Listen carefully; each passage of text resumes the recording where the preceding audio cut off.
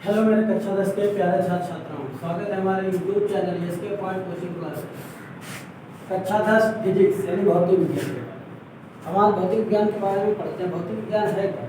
भौतिक विज्ञान है मतलब प्रकृति का विज्ञान, यानी कि संसार में, ये संसार को भवसागर कहते हैं। भवसागर मतलब प्रकृति का सागर, यानी कि जिसे ईश्वर ने बनाया है, यानी कि ईश्वर ने जिसका निर्माण किया है, यानी कि ईश्वर के द्वारा निर्माण किए गए संसार में जो घटित होने वाली घटनाएं हैं उनके बारे में हम जिस अध्ययन करते हैं उसी को हम भौतिक विज्ञान कहते हैं। अर्थात प्रकृति में होने वाली घटनाओं का अध्ययन करना भौतिक विज्ञान कहलाता है। जैसे हमारे प्यारे छात्र छात्राओं, आपने देखा होगा प्रकाश का परावर्तन, यानी कि इंग्लिश में कहते हैं रिफ्लेक्शन ऑफ लाइट। इसको आपने देखा होगा, जैसे सभी के परिवार में फैमिली में ऐसा होता है कि लोग शीशा लेके धूप में जाते हैं और फिर ऐसे ऐसे करते हैं, धूप का जो प्रकाश होता है वो शीशे से टकरा करके आपके घर पे या आपके चेहरे पर पड़ता है। ऐसी घटना को आपने अवश्य देखा होगा। ये जो घटना है, यही घटना प्रकाश का परावर्तन कहलाती है। जिसे हम देखना चाहेंगे प्रकाश का परावर्तन क्या होता है।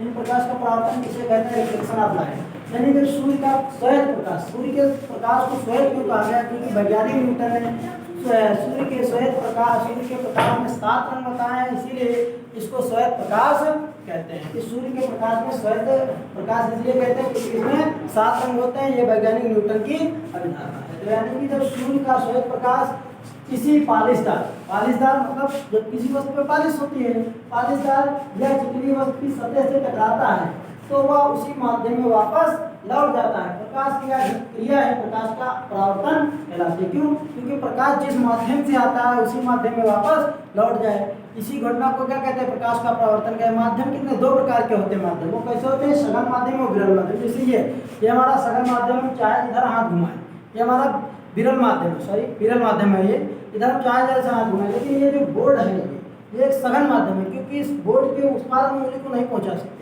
तो ये सघन माध्यम। तो इसी तरीके से माध्यम 2 प्रकार के होते हैं, यानी कि जब सूर्य का प्रकाश आता है पृथ्वी की ओर तो पृथ्वी सघन माध्यम है, लेकिन इसके बीच में जो हमारी एटमॉस्फेयर है, वायुमंडल है, इस वायुमंडल को विरल माध्यम कहा गया। तो यानी कि जब सूर्य का प्रकाश विरल माध्यम में आता है और आकर के किसी पालिशदार या जैसे जल या कांच से टकराता है, टकराने के पश्चात पुनः विरल माध्यम में यानी पुनः वायुमंडल में वापस चला जाता है। प्रकाश की यह घटना है प्रकाश का परावर्तन कहलाती है। वही हमने लिखा है, जब सूर्य का श्वेत प्रकाश किसी पालिशदार या चिकनी वस्तु की सतह से टकराता है तो वह उसी माध्यम में लौट जाता है।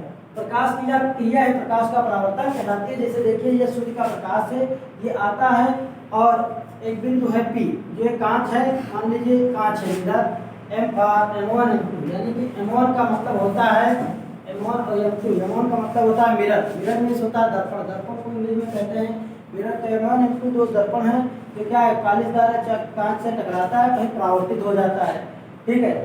तो इस क्रिया को प्रकाश का परावर्तन कहते हैं। ऐसा आप लोगों ने भी देखा होगा, छोटे छोटे बच्चे आपके घरों में, या शायद आप लोगों ने भी ऐसा किया हो, ना किया हो तो कर लीजिएगा। ये प्रैक्टिकल है कि धूप में शीशा लेके बाहर जाइए और आपके घर में जो सदस्य होते हैं उनके ऊपर चेहरे पे ऐसे ऐसे घुमाइए तो चेहरे पे धूप जाके पड़ती है। तो ऐसा क्यों होता है? क्योंकि आता तो शीशे से प्रकाश टकराने के पश्चात उसी माध्यम में वापस यानी आता तो शीशे से टकरा के उसी माध्यम में वापस लौट जाता है। तो प्रकाश की घटना है वही क्या कहलाती है? प्रकाश का परावर्तन कहलाती है। प्रकाश के परावर्तन के हमारे प्यारे बच्चों 2 नियम हैं, जैसा कि मैंने लिखा है कि प्रकाश के परावर्तन के 2 नियम होते हैं। पहला नियम होता है आपतित किरणें व परावर्तित किरणें तथा विलंब तीनों एक ही तल में होती है। ये हमारा पहला नियम है। कैसे? देखिए, आपतित किरण यानी कि जो आती है उसको आपतित कहते हैं, जो आती है उसको परावर्तित कहते हैं। तो आपतित किरण तथा परावर्तित किरण और ये अभिलंब तीनों एक ही तल में होते हैं, एक ही बिंदु पर। देखो है भैया, है कि नहीं बच्चों? बताइए, आप लोग देखा है ना कि ये आपतित किरण है, परावर्तित किरण है और ये अभिलंब है, तीनों एक ही बिंदु पर मिल रहे हैं। तो ये पहला रूल होता है प्रकाश के परावर्तन का कि आपतित किरण व परावर्तित किरण तथा अभिलंब तीनों एक ही तल में होते हैं या एक ही बिंदु पर होते हैं। दूसरा होता है कि आपतन कोण सदैव परावर्तन कोण के बराबर होता है, कोण I बराबर होता है कोण R के। कोण I बराबर कोण R के होता है। क्यों? क्योंकि ये जो आपतन कोण है ये और ये परावर्तन कोण है, ये दोनों एक दूसरे के बराबर होते हैं। यही दूसरा नियम है, यानी कि आपतित किरण परावर्तित किरण अभिलंब तीनों एक ही बिंदु पर होते हैं। आपतन कोण यानी ये इसको कहते हैं बच्चों आपतन कोण। जो आने वाली किरण से जो कोण बनता है उसको कहते हैं आपतन कोण। इसको I से डिनोट करते हैं, प्रदर्शित करते हैं। दूसरा होता है परावर्तन कोण, जाने वाली किरण द्वारा जो परावर्तन कोण यानी कि जाने वाली किरण यानी परावर्तित किरण और विलंब के बीच जो कोण बनता है उसको परावर्तन कोण कहते हैं, इसको आर से लिखते हैं। तो आपतन कोण सीधे परावर्तन कोण के बराबर होता है। फिर से एक बार देख लेते हैं प्रकाश का परावर्तन किसे कहते हैं। जो सूर्य का प्रकाश श्वेत प्रकाश किसी पालिशदार या चिकनी वस्तु की सतह से टकराता है, टकराने के पश्चात उसी माध्यम में वापस लौट जाता है, प्रकाश की घटना है, प्रकाश का परावर्तन कहलाते हैं। जैसे आपतित किरण यानी कि जब सूर्य का प्रकाश आया और एक कांच से टकराया, उसी माध्यम में वापस लौट गया, तो घटना प्रकाश का परावर्तन कहलाती है। इसके दो नियम होते हैं, आपतित किरण व परावर्तित किरण तथा अविलंब तीनों एक ही बिंदु पर होते हैं। आपतित किरण, परावर्तित किरण, अविलंब तीनों एक बिंदु पर होते हैं।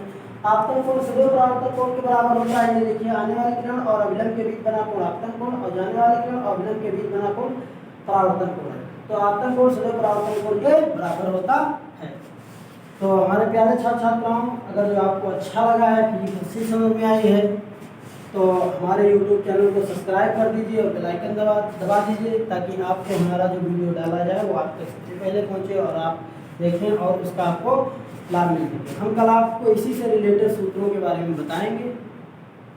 धन्यवाद।